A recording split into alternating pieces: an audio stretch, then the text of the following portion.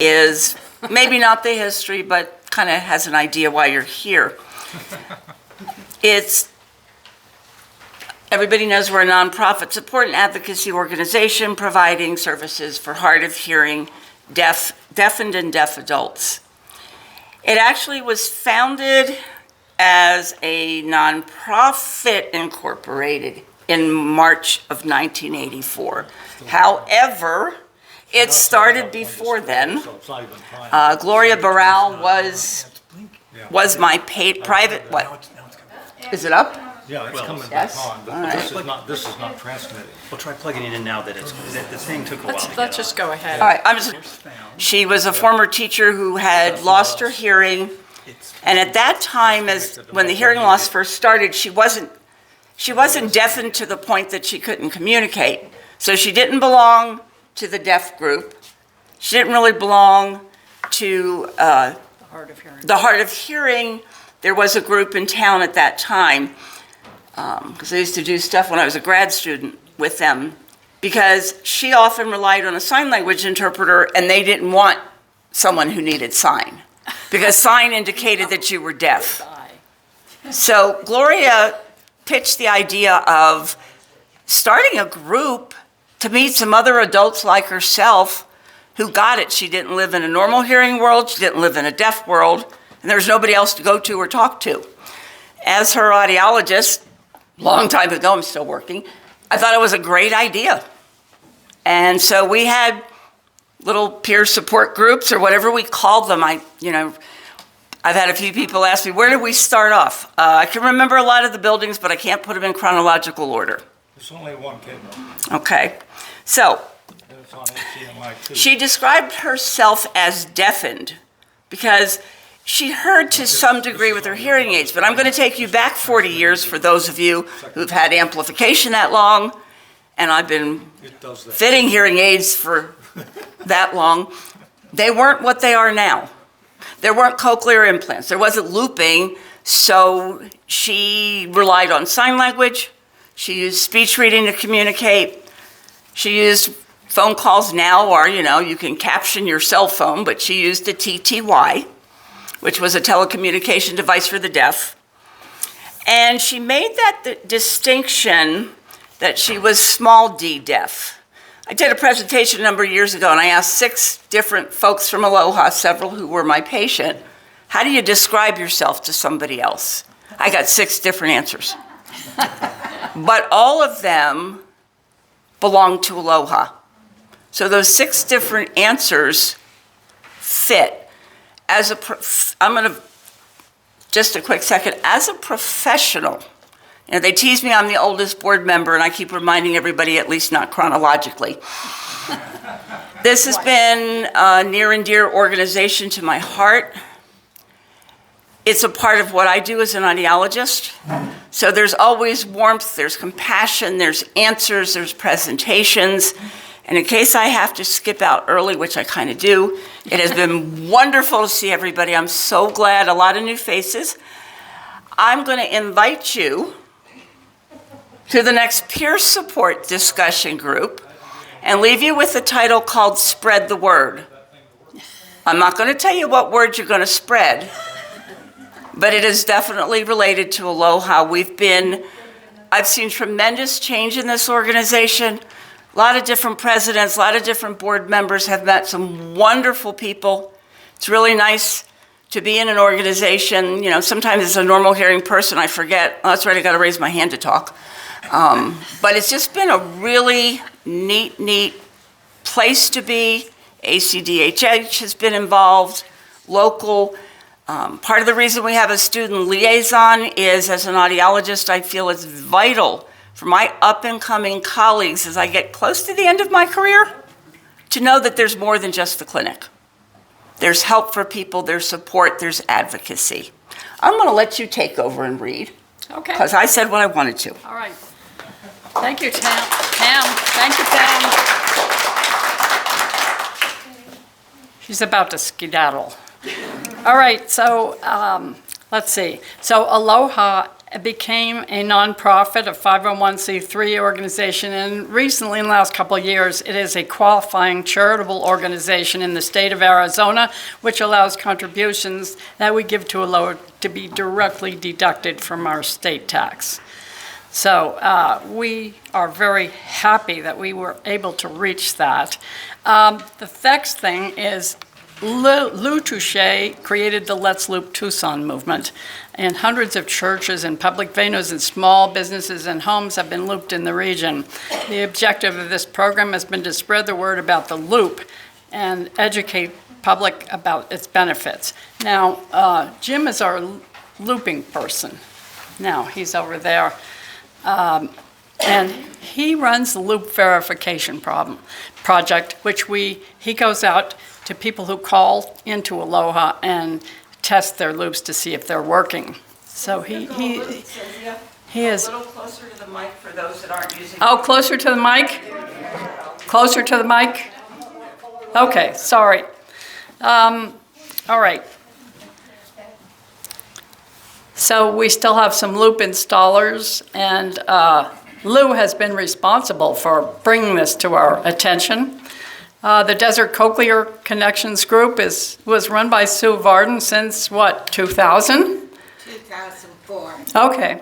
And she talks about all three kinds of implants, all three companies. People come there, and we try not to sell anything at ALOHA, so we say that, we are not advocating buying this or that or the other thing. We sell nothing. It's partly dedicated to speakers and partly to support group formats. ALOHA locations. The main office, you know very well, probably most of you, is the ALOHA Center, and we have our weekly peer discussion group, which is our main group. It meets every Tuesday from 1 to 2. Thank you. And there are hybrid meetings thanks to Stan and Jim, who have figured out how to make them both in-person meetings and online meetings together. We have a big screen in our conference room, and all those people online appear above, and another group of people sit around the conference table. Okay. Some people have joined us from other states and even other countries once in a while. And peer discussion is the heart and soul of ALOHA. It is what does it for people. It is what people come for. We had a Green Valley group for a while. I won't give you the whole history. There's more here, but we are beginning that group again in the fall. So that's a happy thing. Since the pandemic, we were not allowed to use their room. The Oro Valley group is not very cohesive at the moment, and we're looking for a facilitator for that one. Carl Halston, our past president, formed a Sierra Vista group. I think that's a stretch. I don't know if we can find anybody to do that one. And there was a Far Horizon group started by Charles Spencer, who was one of our finest advocates. He was here from 2010 to 2014 and made a huge splash with ALOHA. So during the pandemic, members of all our monthly groups were encouraged to attend our weekly peer discussion group, which they could attend online. We have recently formed two online groups. One is a vet-to-vet discussion group, and the other one is the ALOHA Tinnitus Support Group, run by Trudy. And Jim Lutens runs the vets one, and that tinnitus group is huge. And she and Stan are managing it very well. Stan is the host. Stan is the host for most of our groups. He has done a fabulous job at that, and we so appreciate his being there for us. Thank you, Stan.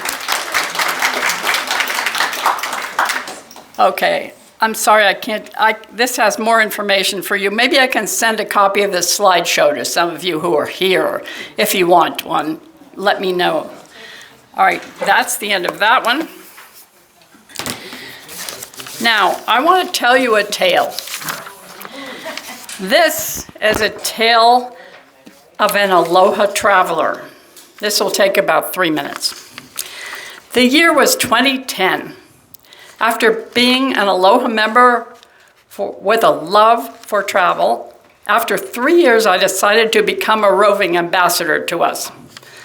First, I participated in the International Federation for Hard of Hearing People's biennial general meeting in Stockholm, where the entire program took place in English.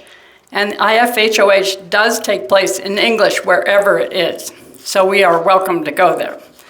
After the IFHOH meeting, Lisa Sammelpenger, my Finnish roommate, and I took a ferry from Sweden to her home city of Helsinki.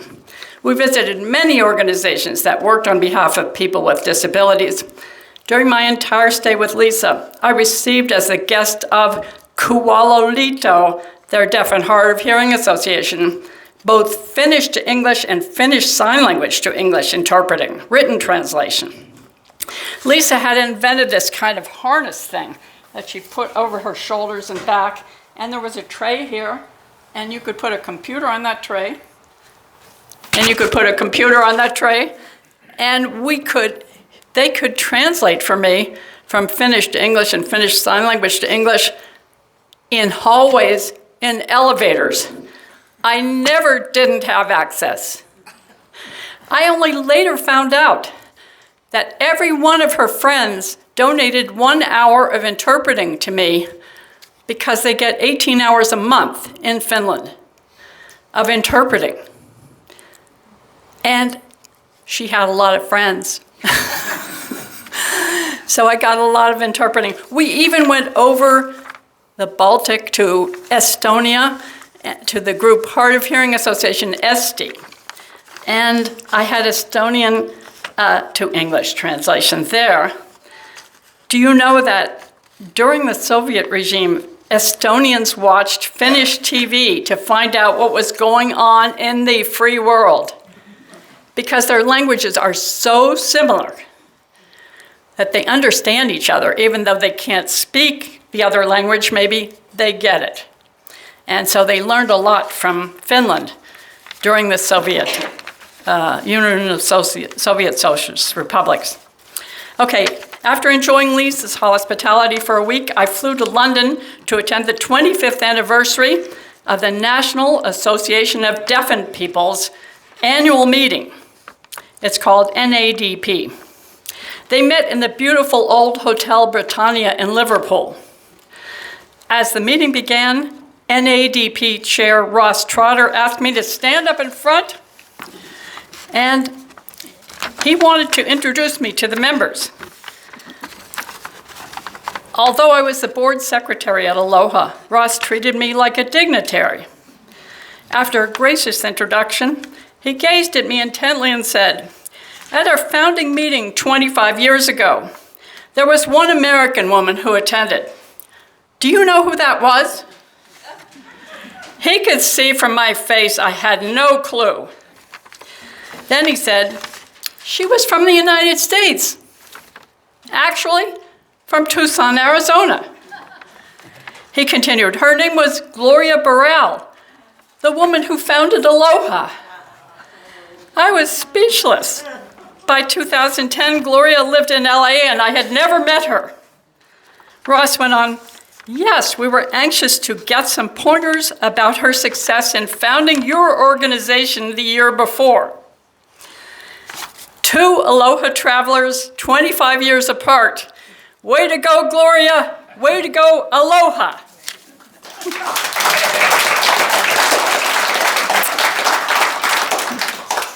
Next on the agenda, Kaylee, can you bring, oh, I don't think we can see the video. I'm terribly sorry, we cannot see the video. Nicole sent a video. Her professor, Dr. Nicole Maroney, who is sort of links U of A and us and sends us a liaison person every year, in this case 2 years. She has been just a fantastic friend to Aloha, and so has Kaylee, and she sets up things like On April 4th, we're having 4 of our members go and speak at a panel to Dr. Maroney's class and her students. There are 54 students in this class. They're going to quiz the people from Aloha. So be prepared, people. John Swarbrick and who else? Sue Varden and Jim Lutens and Ruthie McKee over there. They're all going to speak for Aloha on behalf of it. So thanks to Kaylee's work through link such projects as the Aloha Panel, we continue to collaborate with the university to our mutual benefit. The biggest project we ever had, Pat Clinch is the person responsible. We had 4 workshops. 70 people came to each one at the University of Arizona. And Pam Wood interviewed me on the stage. That was the presentation. There were other interviewers who interviewed people, and they really hit home with everybody. And it was fabulous. We got a new influx of members, and Pat, we just still are thanking you for that. So it was a wonderful project. Okay, so now Charles Spencer, I so wish I had Charles Spencer's video. We will show it in the peer support group, the peer discussion group, and other groups maybe. He is the consummate speaker in behalf of Aloha, and he lives in Cincinnati, has lived in 4 other cities since he left in 2014. He's never forgotten us, and he comes to meetings sometimes. He comes to the peer group discussion. And I'm very sorry not to have that be able to be shown to you, but we will show it. Now we have one more thing. And Lou has written a speech. That is a beautiful speech, in my opinion. And it's what is ending our program today. Do you have yours? Did you memorize it? What's that? Where's your speech? Ah! You have it. Okay. Right here. Oh, yeah, okay. Thank you, Lou. I may be good at writing speeches, but I'm not very good at giving them, so I'm going to read what I planned on speaking. Okay, my wife tells me keep your mouth close to the microphone. I hope people can read my lips over the top of it if you can't hear me. Anyway, aloha, members and guests. Today marks a significant milestone in our journey toward understanding and addressing adult hearing loss. As we gather to honor the 40th anniversary of Adult Loss of Hearing Association, Aloha, we not only celebrate the progress made, but also acknowledge the challenges that lie ahead. For 4 decades, Aloha has been a beacon of hope and support for individuals navigating the complexities of hearing loss. Through advocacy, education, and community research, Aloha has transformed countless lives, empowering individuals to embrace their hearing journey with resilience and courage. Hearing loss is not merely a physical condition, it's a profound human experience that affects every aspect of one's life. It impacts communication, relationships, and emotional well-being. It can isolate individuals from the world around them, diminishing their sense of belonging and connection. Yet despite these challenges, Aloha has stood as a symbol of resilience, fostering a community where individuals find solace, understanding, and empowerment. Through support groups, workshops, and educational resources, Aloha has equipped individuals with the tools and knowledge to navigate their hearing loss journey with confidence and dignity. Thank you.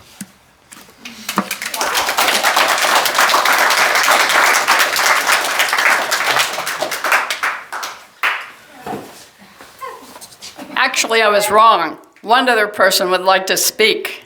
It's Stan Krugel. And he has a message for you. We've got some new tickets. Yeah, I just wanted to come up real briefly as the treasurer here.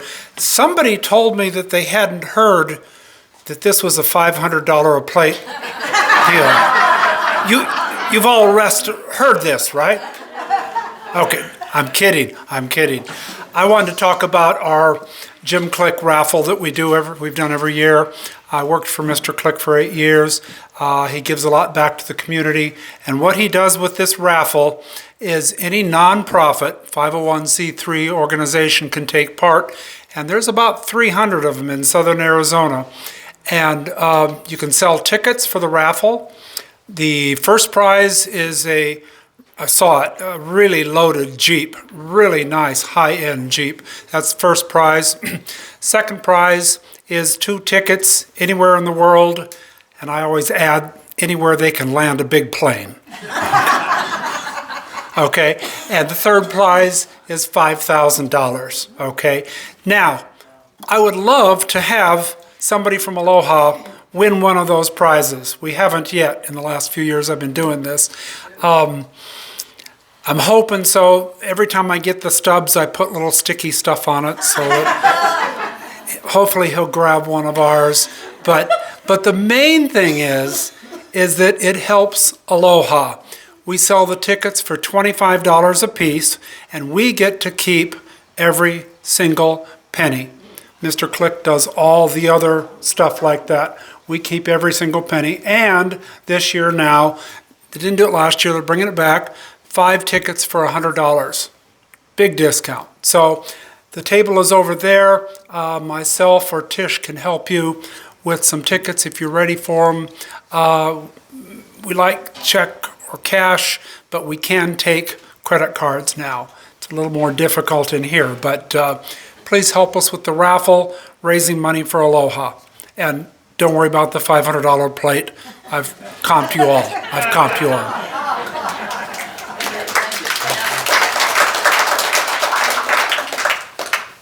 Our program is officially ended. You can take a centerpiece with balloons with you if you are inclined to do so. You can take food home. You can take anything you see that doesn't belong to St. Philip's. Okay? Cynthia, Okay. remind them that there's a guest book to sign in. Oh, there is a guest book over on this table that needs to be signed by all of you. Please sign it, and please take the handouts that are on your table if you want them. And thank you so much for coming. I just had a wonderful time today, and I hope you did too. Thanks again.